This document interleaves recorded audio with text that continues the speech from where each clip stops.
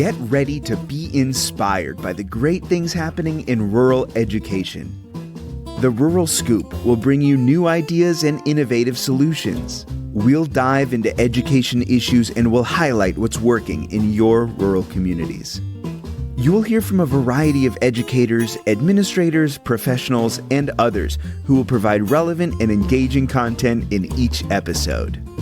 And now, serving up the scoop, here's your host, Dr. Melissa Sadorf.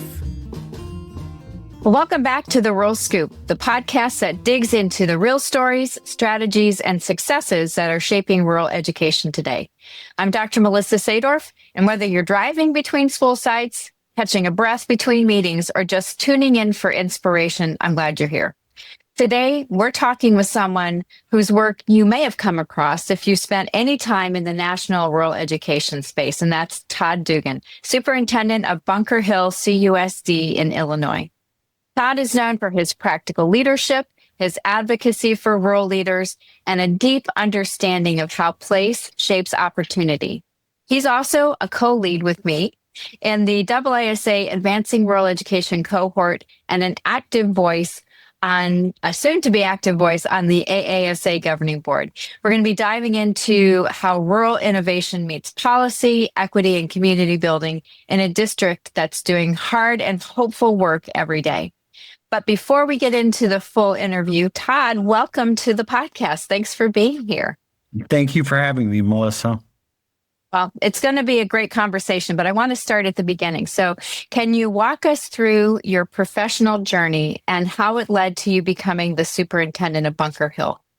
Sure. I would say that journey goes back before even the professional part. I'd say a lot of this was influenced by childhood experiences.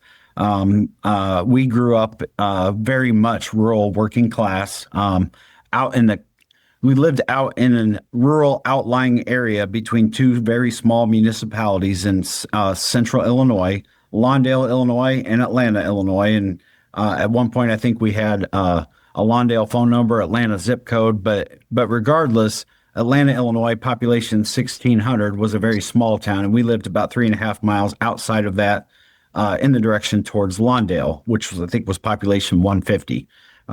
So that's where I grew up. And as a young child, there were a lot of, I will say, barriers that were presented to our family that I distinctly remember. But I also remember the overcoming of those barriers, which helped form, I'd like to think, the person I am today. So, like, for example, there were times when my dad was either unemployed or underemployed, and we lived in a rural area where there was not this connection to the grid for like natural gas for heating. And there were times where our propane tank, which heated the house, was completely depleted in the middle of winter. And it was whenever we get cold, my mom would just bundle us up to go to bed. And, so like there were not those same measures. I know like in a city, your utility companies are kind of prohibited from shutting off the heat in the middle of winter. Well, in the rural areas, it's a completely different story because nobody's shutting anything off. You're depleting your tank. And if you don't have the money, or, in the case of my family, I think we were already in arrears to them, to be honest. I think we were already in arrears running a line of credit that had not been repaid. So there was that. I will say, like, because of a lot of the hardships and things that we encountered, one thing that really struck with my sister and I when we would go to school was like, it would just be kind of leveled for at least 7 hours or so every day. And I think that was when I first noticed it, although subconsciously. Fast forward to high school, and there were some things that influenced me to become a teacher. So I did embark on college. I was the first person in my family to ever get a bachelor's degree, which I thought was like the ceiling. I had shattered the ceiling. So I was very, very proud of that. My family was a long line of bricklayers. My great grandfather came over from Ireland, Dugan, illegally, not going through Ellis Island, was an illegal immigrant, came to America as a bricklayer. And so my whole family was bricklayers. And then I shattered the glass ceiling by being the first one to graduate from college with the bachelor's degree. Started teaching at a small rural district, K-12 district of about 300 kids in Menard County, Illinois, which has one stoplight in the whole county. Enjoyed my time there. Moved to a little bit of a little bit larger district, Lincoln, which is still Central Illinois, rural, working class. Was there for the rest of my teaching career before I became a principal in two rural districts, Olympia, which was actually where I graduated from, and then to Illinois Valley Central, IBC, which was a consolidated district up in Peoria County, Illinois. Was a principal there. That's where I began working on my superintendent endorsement. But I will say throughout the whole time that I was a teacher and a principal, I've always been fascinated by, and especially drawn to helping the kids that needed the most help. There were colleagues of mine, and I still have colleagues that love to go to those districts that are already blue ribbon schools. And, you know what I mean? They have like, they're in Illinois, they would call them a tier 4, which means they have plenty of resources. They don't lack for anything. They have orchestra, they have weight rooms, they have field houses, they have athletic facilities that would make sports teams envious. So I've always been drawn to the districts where really I feel like you matter most. And so then I got my superintendent endorsement, and I was a superintendent for 6 years at a rural K-8 district in rural, extremely rural Logan County, Illinois, New Holland, Middletown. We did some great things. I will say we did some breathtaking things, to be honest, looking back now. I thought like it was just kind of like luck, and I thought, wow, I really lucked into this. And when I left New Holland, Middletown after 6 years to come to Bunker Hill, which I've been here 7, starting my 8th year, I was worried and nervous, like the imposter syndrome. I thought like, wow, I just lucked out. I've just been really lucky. I'm a fraud. I'm just like, but then Bunker Hill started to experience some success too, keeping the same mentality that I had leading New Holland, Middletown. So that I thought, okay, there must be some of the things. And at this point in my career, I can pin down what it is. Like, I know, like, I will never go to a place that maybe is not living up to its potential and just accept that and say, well, we're doing pretty good for a district our size, or, we're not too bad for, considering our resources. I hate that mentality because it leads to mediocrity and complacency. And I guess anyway, so here I am. I just completed my doctorate last April.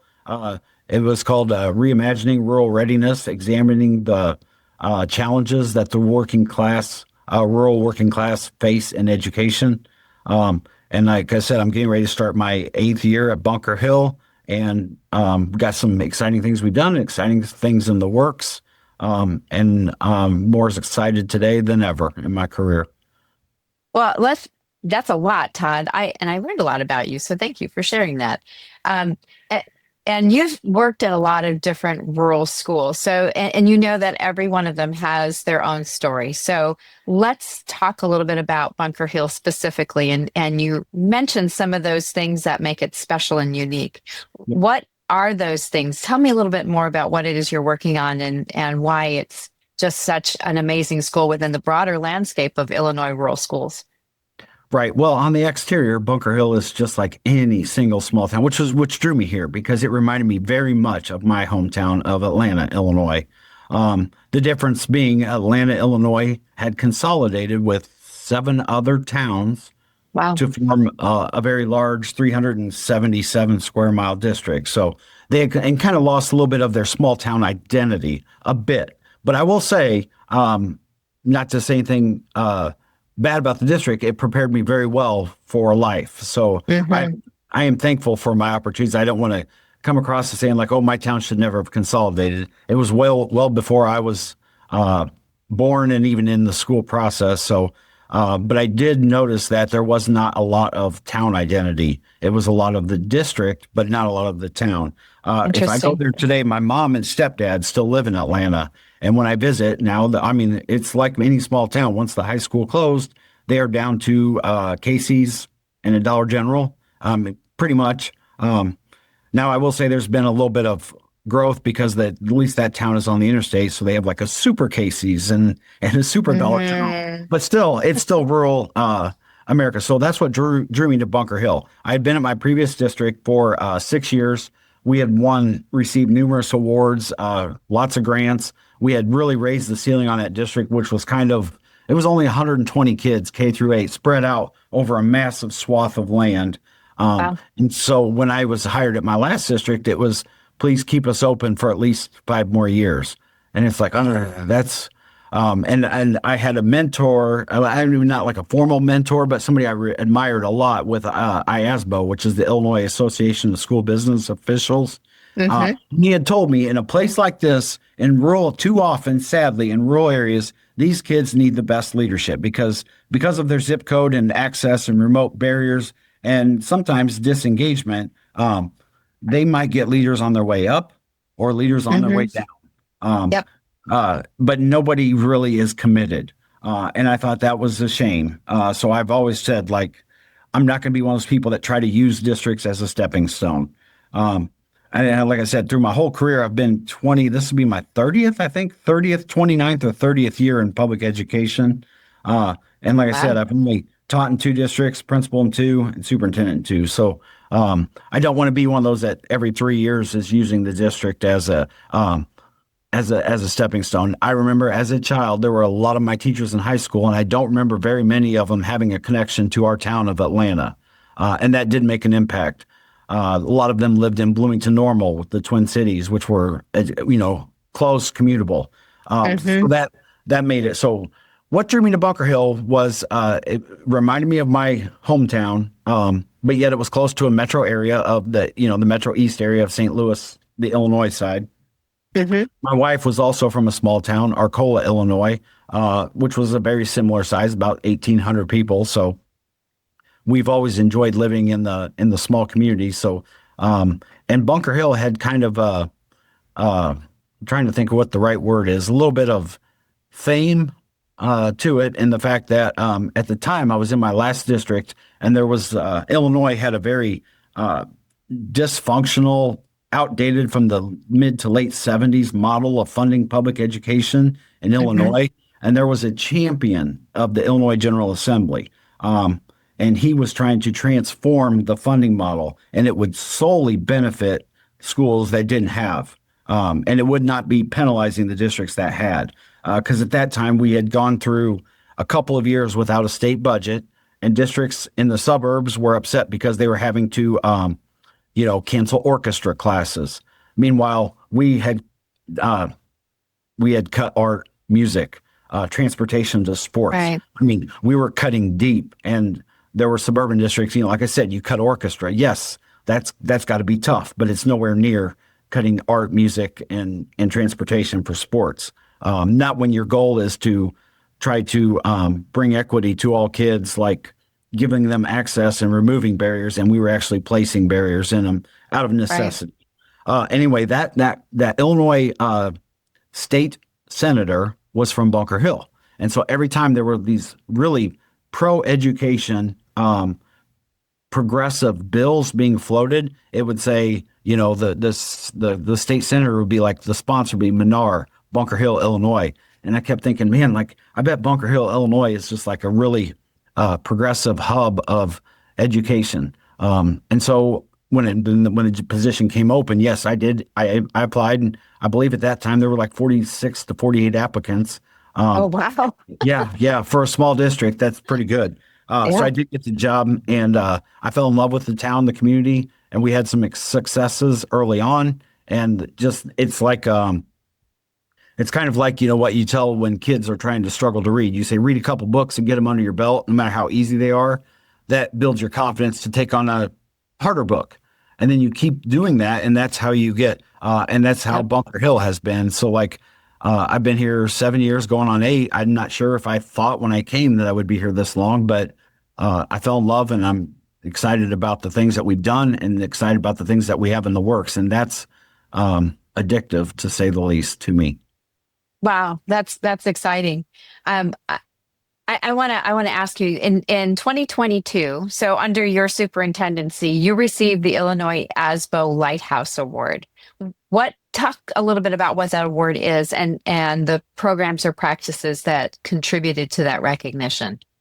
Well, it was ironically, it was one specific program, but it was a broader vein of what we were trying to do in Bunker Hill. So initially, when I first started here, we didn't have access to a local career education center like area career vocational. There was not an option. So there used to be one years ago that during the No Child Left Behind era had been shut down. So kids didn't really have access to. They had welding at our high school, a small high school, 200 kids. They had welding, some shop classes, basics, but no real pathways for, non-university, non-degree, non-academic students. And so we had a massive amount of kids that were putting in for early graduation. While we would never hold a kid back from life, we started questioning why they were trying to get out early. Because it's like, well, don't you want to experience your senior year? Like, what's going on? I remember my senior year was great. So we had conversations, and that's the first place I would be sitting with kids at lunch, and they would tell me, I cannot wait to get out of here so I can start my life. And I remember that phrase, it made me sad. It stuck with me, but it also fueled us to pursue things. So we started administering some kind of assessments and surveys, and we started talking to kids and listening to student voice. And we found out 50%, yes, plan to go to university, either community college or university. But 50 to 60%, no, they wanted to begin working. And there was absolutely nothing wrong with that. Because no matter how many college graduates you have in the world, everybody relies on, indoor plumbing and electricity. So we knew we had some work there. So we started making surveys, and we found out over the years, our number one pathway that kids were most interested in was healthcare. And in rural areas, there is a shortage of healthcare providers. So we started exploring ways to partner with some of our local business, the Southern Illinois Healthcare Foundation, our local community college, which is one of the most valuable in the state of Illinois. And I've seen quite a few. We have a remarkable one in our area. And so they partnered with us, and we offered a pilot program just to see how it would go, where we took to all these kids that wanted to be in healthcare, and we said, okay, Lewis and Clark is offering this section of this class. We're going to remove all barriers. We're going to pay the tuition. And if you fail, you'll have to pay it back, and we'll worry about that today. But we'll pay the tuition. We had a van scheduled every day that would transport the kids there. So we didn't want to. A lot of schools will partner with an area like a hospital or something and be like, oh, there's some CNA services if you can get there. If not, we've done our part. We weren't satisfied. We want to make sure that no kid, even if their parents lacked gas money or if they lacked a vehicle or any of those reasons, we wanted to remove it. Southern Healthcare Foundation purchased the scrubs and the stethoscopes, and the college waived some of the fees along instead of the tuition. You know how colleges charge tuition and fees? They only charged tuition for them, and our district paid it. And so what we did was we ensured this pathway open up to every kid, and we had 100% of our kids complete a CNA programming. This was in 2021, 22, and they basically graduated, and some of them were making like $25 an hour over Christmas break. Wow. And so they had zero debt. And a lot of them were, I will say a few of them were kids that eventually wanted to go on to medical school, pre-med, but it was still valuable that they get this experience under their belt. A lot of them learned like the soft skills of the world, like Columbus Day is not a guaranteed holiday. They were true. I remember the kids were like really ticked off at that. They were like, what? Like all their friends had 3-day weekends and they had to go show up into their clinicals on Columbus Day. But anyway, it was a smashing success. Parents loved it. We were very proud of that. And it sparked a conversation in the larger area that there were two very large districts around us that had multiple opportunities and resources. And I think what that did was that sparked some of their school boards to kind of start leaning on their superintendents and say, look, we've seen what Bunker Hill did. We're 7 times their size. What do we have? And so then we started getting emulated, which is amazing. I like to look at it and be like, wow, I feel good because we inspired that. But it's also like it is the extremist form of flattery available when you can, a district from a city that's about 27,000 kids or 27,000 in the population of a city to our south, when we're influencing what their programming is offering to kids, that's a great feeling. And so that's kind of what, and then it sparked this whole regional conversation, eventually leading to the formation of a new area career center, which we have in nearby Litchfield, Illinois, the South Central Illinois Center for Innovation, which offers like auto mechanics and things like that. Now, there was a different force behind that, but I will say like CNA was one of the very first ones they offered because they saw that it was a rural need that could be easily met. And on top of that, you had Southern Illinois Healthcare Foundation and other rural areas that were struggling to find this help. They were constantly, like the state of Illinois was giving grants and MAP grants and all these other things to get kids to go to get the training and certification, and they were losing them across the river to St. Louis, which paid higher. So a lot of these rural areas were offering these kids jobs from the start, like at least job interviews for open positions. And hiring them right away. Like I said, we had students over Christmas break take a job making $20-some an hour, which is a very good wage, especially, considering they were still in high school. Yeah. So, anyway, that's what led to the IASBO. How would you recommend that somebody that is sitting here listening to you talking about this amazing synergy that you created in your region to the benefit of students, not just rural students, but eventually all students in that area? What would you suggest that they do if they want to create something that is those same kind of career-aligned opportunities? Well, even if it doesn't seem like that novel of an idea, because I don't think the CNA was truly that novel. I mean, I think districts had it, but what we did was we adapted, we truly warped it to meet the needs of our kids. And that's what you're supposed to be doing if you care about rural education. You're supposed to be molding the education to fit. You're not supposed to be taking a state model and forcing it on people or a best practices model that you saw at a ultra wealthy suburb. You're not supposed to do that. You're supposed to meld the options available to fit the needs of your community and your kids. And that was what we did. And so what I think what made ours different was we realized that there were some obstacles. Obviously, the biggest obstacle, I think, Melissa, you could attest to that for rural areas is place, geography, like distance. That's huge. Because it is not feasible to build a community college in every town of 800 to 1,600 people. But those regional hubs require transportation. And especially for your rural working class, your rural poor, that is a big obstacle. So I think that was what made ours unique. And then once we experienced a little success, such as 100% of the kids achieving their certification with their diplomas while still in high school, and the parents themselves saw the change in their kids.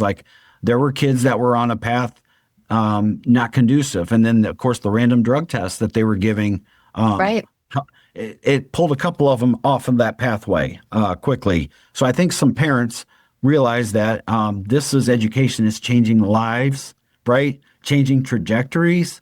Is this not what the mission of public ed is? It's take kids to their potential, no matter what, and change trajectories for the better. And that's, they talk about technology in schools. I mean, I was always a big proponent of technology, but just on one condition. It has to level the playing field. A kid in a rural district of 100 kids in middle of nowhere, Illinois, could visit the pyramids of Egypt with a Chromebook or VR, Google Cardboard. That is the promise of technology, and that's what we set out to do. So once we achieved the success, we just using technology, shared the heck out of that success, shared it on social media. We sent it to the newspapers, did a press release, local coverages, and everybody enjoyed it. And then once that started sparking all that, then IASBO grants our district that Lighthouse Award for making that happen. That's how you do it. You just share those successes. And like I said, us sharing it regionally through the social media of the local newspapers, that's how a lot of people get their news now. For better or worse, it's the headlines on Facebook from the newspapers. And then of course they'll nail you with a paywall or something, but still they see the gist of it from the headline. And I think that's what led to I think that's what ultimately led to us having an impact in our region was, like a massive amount of likes and shares and comments, and like people being like, bravo, wish our school district had that. And then somebody commenting, why can't they? Our taxes are high enough. Yeah. Yeah. It opens. And then I'd love to see that whole diatribe of silly comments going down, especially when it's not about negative about your district. I like to. That's great. So speaking of college and career readiness, which is what you're preparing your students for, your district implemented School Links. Yes. Can you explain what that is and the impact that it's had on your students and families to engage in that planning toward post-secondary success, college or not? Yeah. Well, I'll tell you, no platform is like you just buy the platform and then you solve a problem. That's not what we did. I know there are, unfortunately, there are places that do that. Like, oh, we're weak on this area, so we're going to buy this package that addresses it, and then check, that's done. What drew us to School Links was the wide breadth of access that it offered to parents and kids. For example, like we're a small high school, right? We have 200 kids, roughly. And so we've made it a goal that every single kid needs to have a career college life plan, whether it be military, whether it be, trades, whether it be community college, whether it be university, no matter what it is, an entrepreneur. We just want to make sure a kid has that plan, and we want to make sure every parent has at least been consulted in that. And School Links seemed like a great way to start. Well, since that time, I think after 2 full years, we recently had our end of the year session with the School Links, and they did comment that it was pretty rare for a district to have 100% participation, and that's what our district was able to do with it. Now it's there's still work to be doing besides getting 100% logins and participations, which you can see from the dashboard. But it gets kids to think too about things like I think college has shot up since 95 or 97 when you and I might have graduated college. I think it's gone up 580% since then. So wow. It gets kids thinking about, hey, you're going to take on this amount of debt because it shows you like the prices too of that university. Right. You're going to take on, at the end of the day, you're going to take on this amount of student loans to make this amount of money. Making sure that you're okay with that. That is one of the benefits of School Links. I know my daughter, 15, she's just determined to go to University of Chicago, private, up in Chicago. She sees those price tags and she's like, well, it's either Harvard, U or Chicago, or I'm going to go to Lewis and Clark, our local community college. But at least it gets them thinking at a young age too about their careers. Yeah. You don't want a kid to walk across the stage and be like, well, I don't know. What else is there to do? So that was the biggest shift. And not saying that we were doing that, but there were some kids that at least felt like walking off the stage was walking off a cliff. And it's like, sink or swim. So that's what we really adopted School Links for. And it has so much, and it gets better every single year. At first, it was even going down to the junior high level. Kids were doing little personality assessments and would line them up to like superstars and celebrities and Disney characters and say, like, based on your interests, this is who you were. And it's like, I remember my daughter coming home and said, I'm like Miley Cyrus and Ariel from The Little Mermaid. And I was like, oh, okay, that's interesting. I don't know what you can do with that. But anyway, it gets them thinking at a young age about what their skills are, what their interests are, and starts matching them with potential career pathways. Now, our high school counselor then is able to customize a kid's schedule. We have extremely flexible scheduling at the high school level. We have some blend flex options with our community college. We have a new program that's in our second year called The Power of 15. We took that research from Good Reason Houston that says a kid that have access to 5 college credits has a 22% greater chance of success post-secondary and greater lifetime earnings. So we took that and we now offered it to every kid can get up to 15 hours of college credit on us. Wow. And it's a way to tell kids too that never thought they were college material. It's like, yes, you were. See, you did it. It wasn't that bad, was it? And they're like, no, actually, it was easier than, someone was like, oh, it was easier than algebra. Well, so then you can, so you can do college. And that's the biggest thing. It's reaffirming that belief in kids. And we expect you to, like, if you want to, and if you want to and you have a goal, we expect you to, and we're helping you meet it. We had a kid last year graduate with 31 college credit hours, which is a full year of college. And he saved his parents 40 grand. Wow. Wow. Todd, how else are you working to close those gaps? I mean, you mentioned technology and it needs to be supportive. Instructional materials like what we're talking about, obviously, or student support. You talked about your counselors. What are the other things that you're working to do to make sure that there's equity and access for your students? Well, I mean, some of the basics too is like with Chromebooks and laptops too. No matter what field a kid goes in, I'm pretty sure they're going to have to take some kind of online learning modules or whatever. So we have a period of hour of the day at our high school schedule where kids go into a room. It's called our distance lab, and they can take any class like criminal justice or American Sign Language. We allow them that one luxury online class that we also coordinate through. And then we also, of course, we have a very special relationship. And I say a special relationship because there's a story behind it, but we have a very special relationship with T-Mobile. And so they have generously given us their best hotspots with free data to our kids with no charge whatsoever. Wow. And so we have those kind of tools, but like I said, those weren't automatic. I mean, there was a story behind every single one of those things that we've had to work for. So, but I think when the community and the kids realize the tireless working hard and we're not settling for what limits that we're facing, I think that changes the whole mindset of the student population as well. Sure. And I feel like in the 7 to 8 years that I've been here, we've gone from this mentality of it's good enough, it's fine, it's average, like being okay with being okay. And I feel like we're finally busting out of that mold into being like, oh, you don't think we can do that? Let's try it. And what's the worst that can happen is we realize that, yeah, you're right, we can't do that. So what? At least we tried. Yep. So we talked a little bit before we started recording about place-based education, and it is something that people are talking more and more about, even though we've been doing it in rural places for a long time.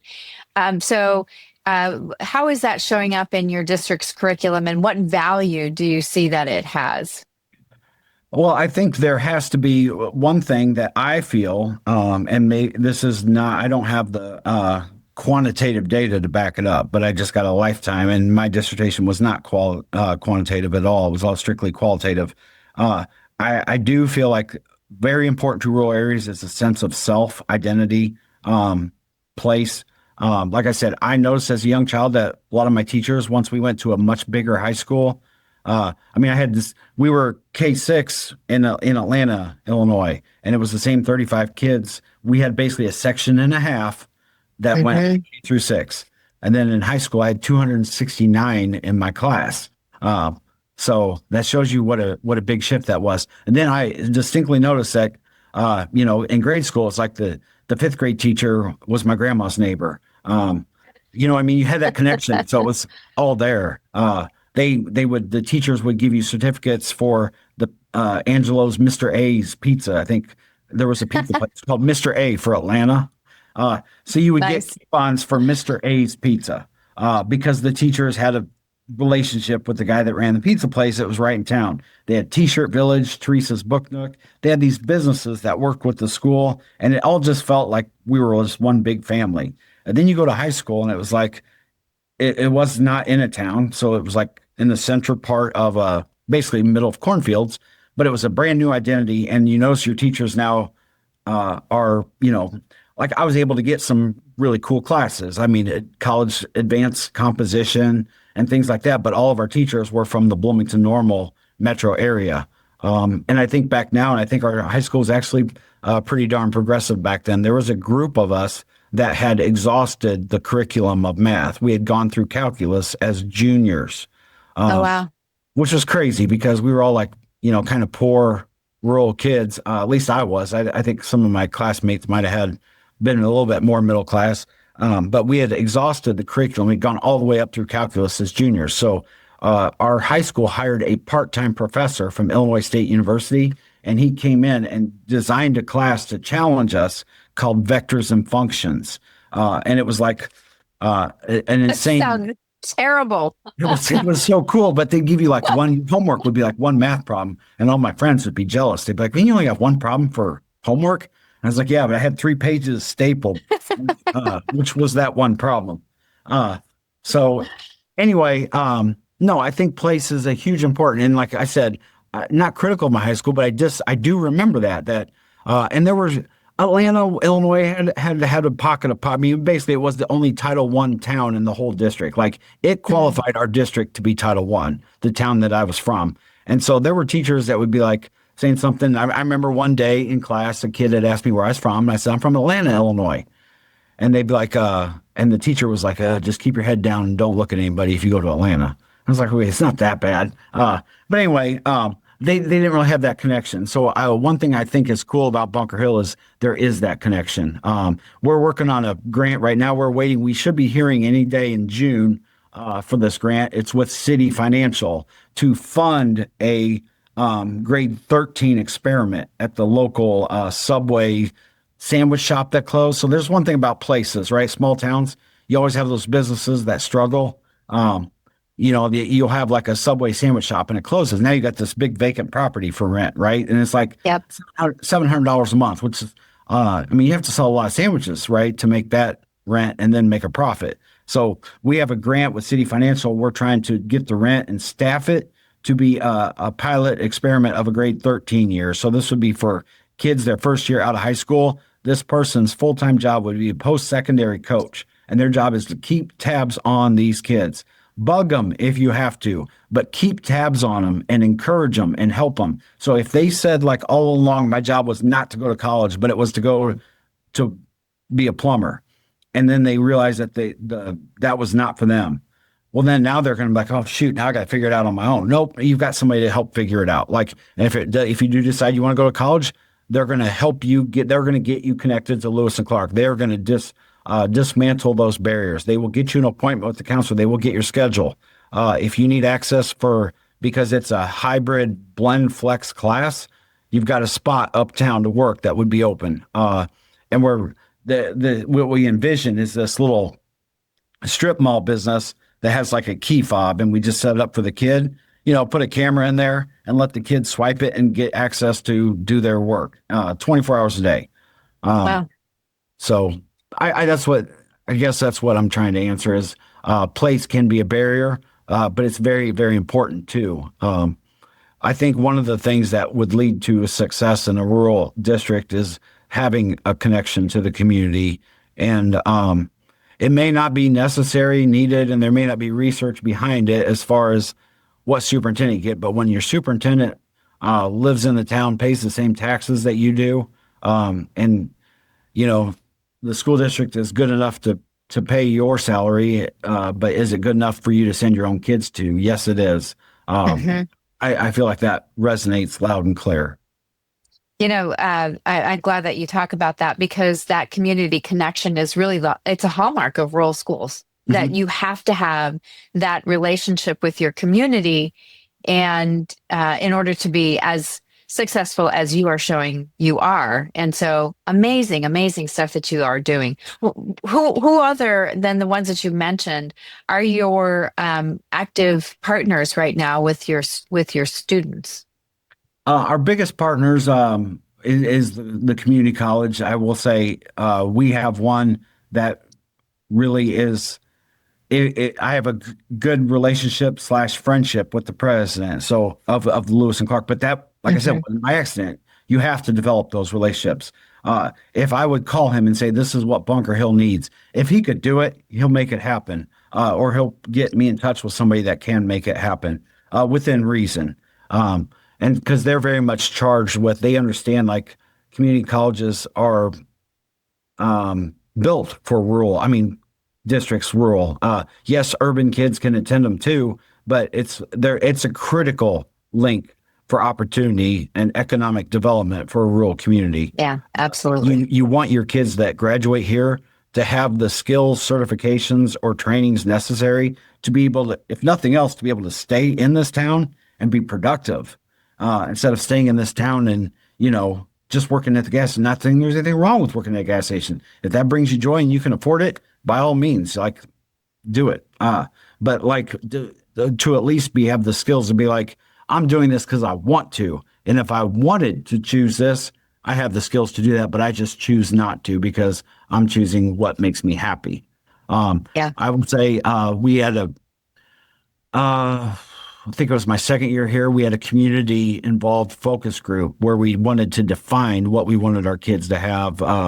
So you've probably heard these districts that create a portrait of a graduate, and we did that. We wanted to do the same thing, but we didn't have 30 grand to bring in a consultant group to do it.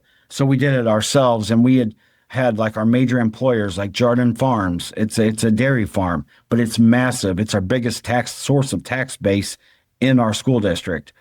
So they, as an employer, were able to sit in this and tell us like exactly what it was that they wanted the graduates from Bunker Hill to bring if they were employed at Jardin Farms. And we had our teachers, board members, admin, parents, local leaders, community college, even clergy leaders, local clergy leaders, and students.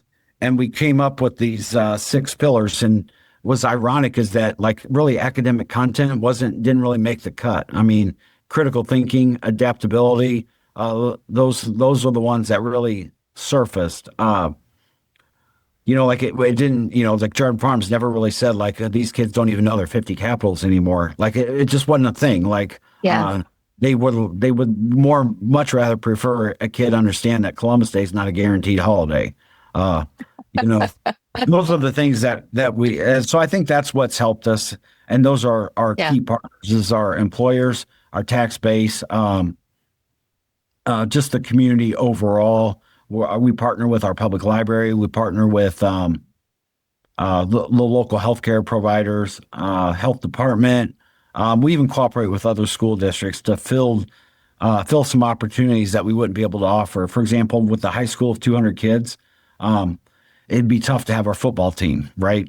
Right. Which we used to have a long time ago, which we don't have the numbers for. So we started a co-op agreement instead of every school district 10 miles down the road from each other, everybody duplicating Friday Night Lights and having the same field and all trying to do the same thing. We did a co-op with our neighboring district where they host the football team and we'll host some other opportunities. Like we picked up tennis, and it's like, how many other small high schools of 200 kids can you find a tennis team, or esports, or boys volleyball, or bass fishing, which we just finished 6th in the state of Illinois, bass fishing.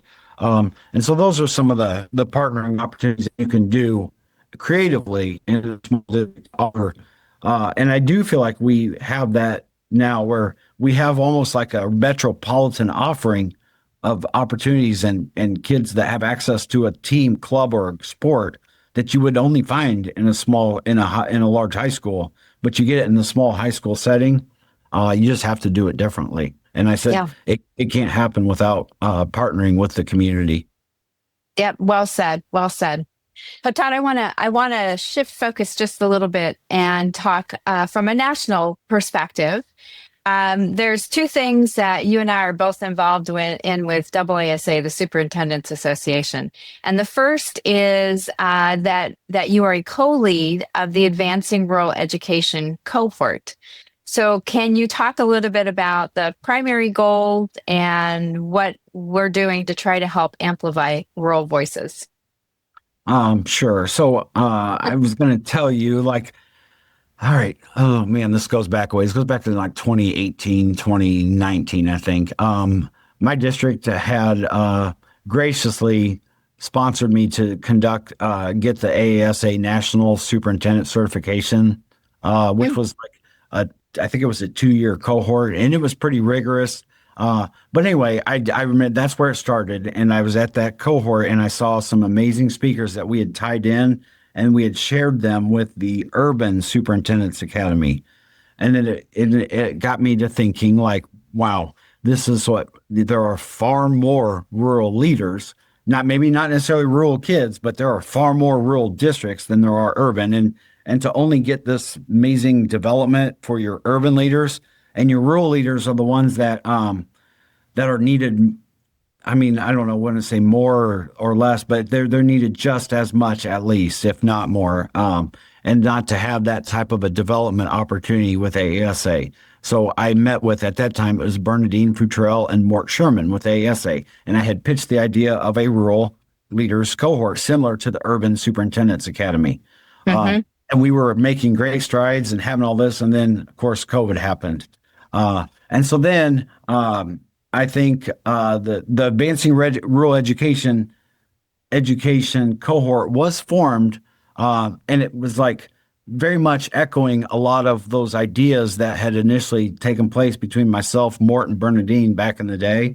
And so Valerie Truesdale with AASA graciously asked me to be on, for the first year, to be on the steering committee. And then the second year, we're up with you and I are now the co-leads. And I think the goal is pretty simple. You could hit it as much as I could. The goal is to provide quality learning opportunities for rural leaders that's A, affordable, and B, place-based, to where you don't, especially in this climate with the uncertainty regarding federal funds, you don't want to be able to have your superintendent go to Puerto Rico or San Diego in January or Florida. It's literally on Zoom once a month.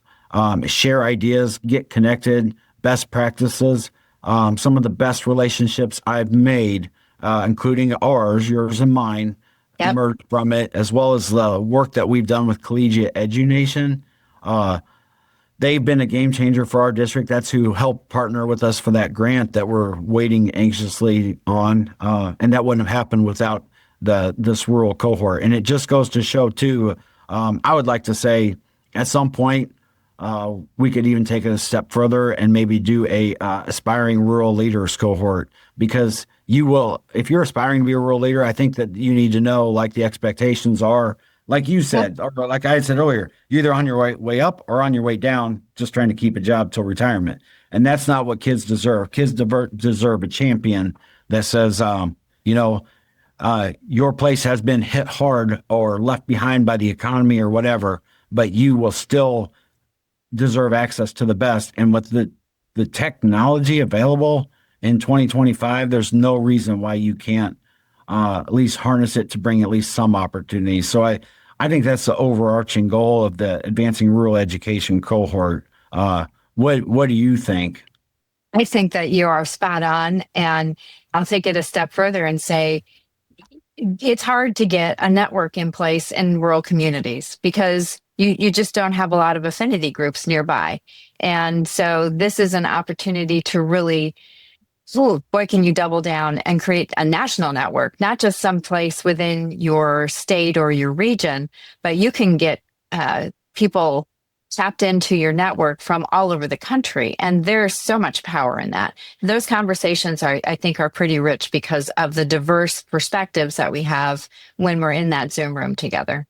Yeah, totally agree. And I feel like that there's a sense of safety too. Like, I mean, I remember, I told you my last district had 120 kids, right? I remember going to conferences and the superintendent would ask me, like, how many kids are in your district? And I'd be like, 120. And they'd be like, wow, 120,000. Nice.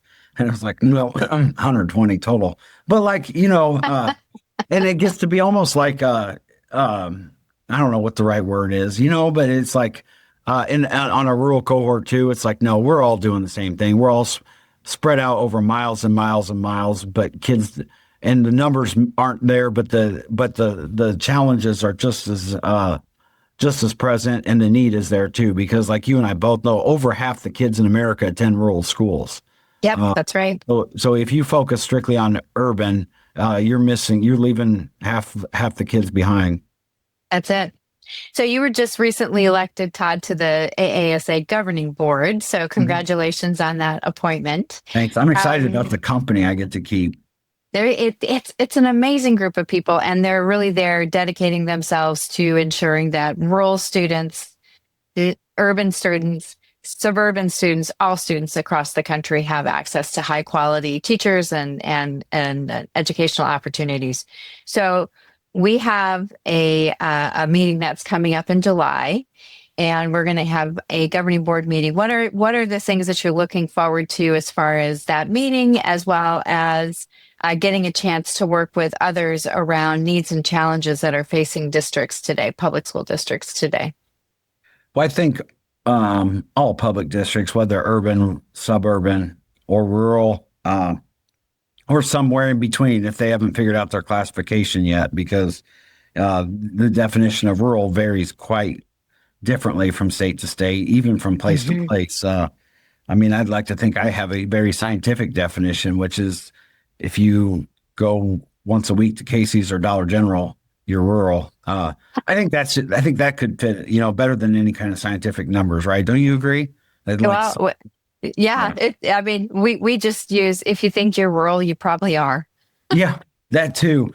But I feel like every district, though, faces those common challenges, and maybe more challenges to come, especially in light of some of the conversations happening across the country, whether they're just conversations now or they lead to action later. But it's important that we all are engaged and aware. And I think I'm just excited that my election to the governing board ensures that a rural voice will be at the table for Illinois, because Illinois is a large state. A lot of people equate Illinois with Chicago. And in fact, I think the election was Bunker Hill and Naperville. Naperville's a far northern suburb, very nice place. But it's a far cry from Bunker Hill with the resources. If we have kids in crisis, we don't know quite what to do, nor are there facilities or even resources available. And some of the suburbs has like a mobile traveling mental health crisis mobile that just circulates across the district from day to day at a call. But I think it's important that I'm glad that a rural voice will be there at that table, and I'm glad there will be other rural voices as well too, and hoping to learn a little bit about some of the challenges facing other districts that might face us as well. I mean, I think you can learn tips, tools from anybody, regardless of their setting, and that's what I'm hoping to do. I'm also hoping to influence AA. If the governing board, kind of focuses in on, strategic directives and things like that, I think just making sure rural is not overlooked would be what I'm pretty excited about. Excellent. Good. All right. So Todd, one of the things that I ask all my guests is, what does the term rural advantage mean to you? I think it means that I like the advantage, and I think like I've always tried to say here in Bunker Hill, we're trying to give you kids an unfair advantage. Like I want them, my dream would be for Bunker Hill to have a reputation in South Central rural Illinois, where if somebody is facing a Bunker Hill graduate and they know what they can accomplish, and they're going to say, well, that's not fair because you're from Bunker Hill. I would love that. I would love that. I mean, we're not there yet, but I would love to so I think that's what I mean by the rural advantage. You work massively hard just to make sure that our kids have an equal footing opportunity post-secondary. You don't want, I don't know how to describe that. So when I was a kid, our high school, like I said, was very large and consolidated. And there were a couple of schools, though, that held out to the end. Like parents were whatever, maybe the community was like, no, by God, I went to school here. Grandpa went to school here. Great grandpa went to school here. My kid will go here. And they get this high school down to 50 kids in the high school, 40 in the high school. I know there was a high school by us as a kid, and it had 12 kids in each grade.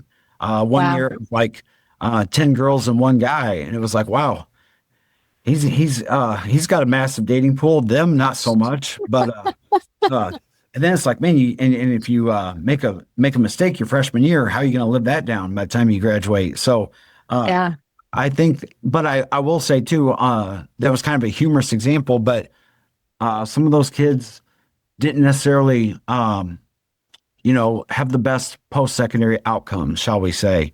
And then it's almost like this opposite happens. people be like, well, where they went to high school. And it's like a sympathy thing. That's not that very much could be the rural disadvantage if you allowed it and accepted it and settled for it. But the rural advantage is an unfair advantage because we are so small. We are better in touch with our community. We are better in sync. And therefore, we're able to, we don't need to go through 3 years of committee meetings to offer the CNA pathway. If I called the high school today, we could probably have a brand new pathway in place by August.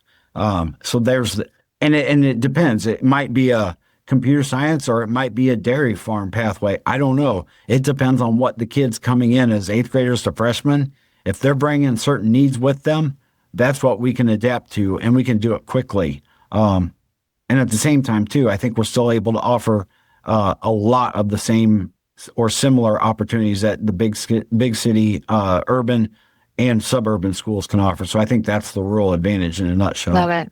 I love it. Great answer.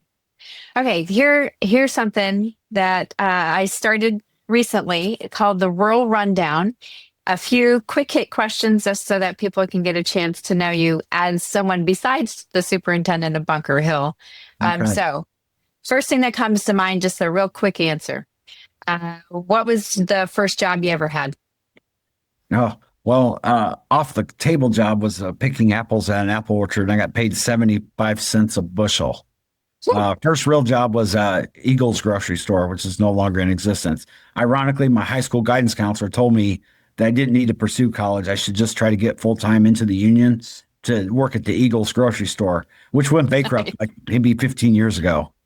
Good thing you didn't take its advice. Yeah. He did not think, based on my family format or whatever, that was in my best interest. So interesting. You proved him wrong. All right. Favorite cafeteria lunch. What's that? Favorite cafeteria lunch. I think what they call Bosco sticks, cheese, like breadsticks with melted cheese in the middle. Nice. Okay. Yeah. Early bird or night owl? Probably night owl. I can do both. And you probably remember leading district through COVID. We were both. Yes, had to be. But, I feel like I think more clearly in the morning, but I have a tendency to stay up late to get things wrapped up before I can. Yeah. Can be both, but I think I can hang. I can, for example, I can go to Mountain or Pacific time. Uh-huh. Yeah. I can still make it to bedtime and then some. What's one book that every rural leader should read?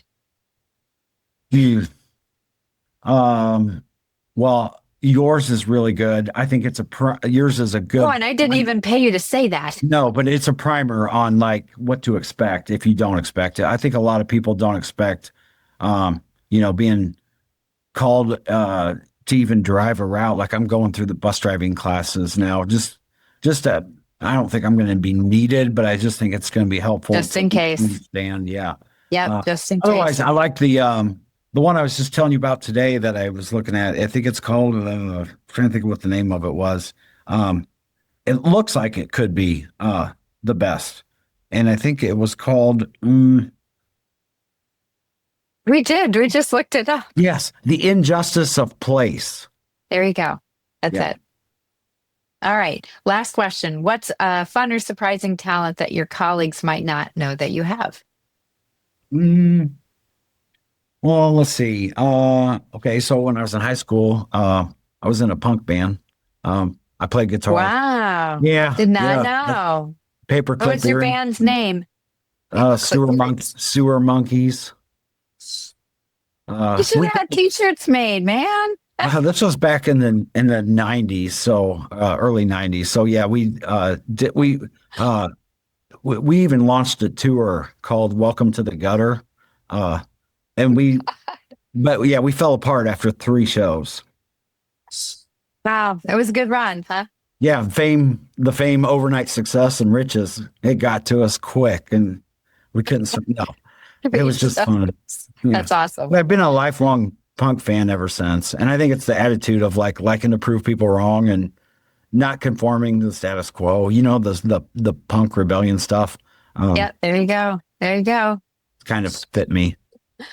Well, Todd, I want to thank you for sharing your time and your insights and the incredible work that's happening at Bunker Hill. Your leadership truly is a testament to what's possible when rural education is led with both vision and heart, and you have a lot of both. So thanks for spending some time with me today. Right back at you, Melissa.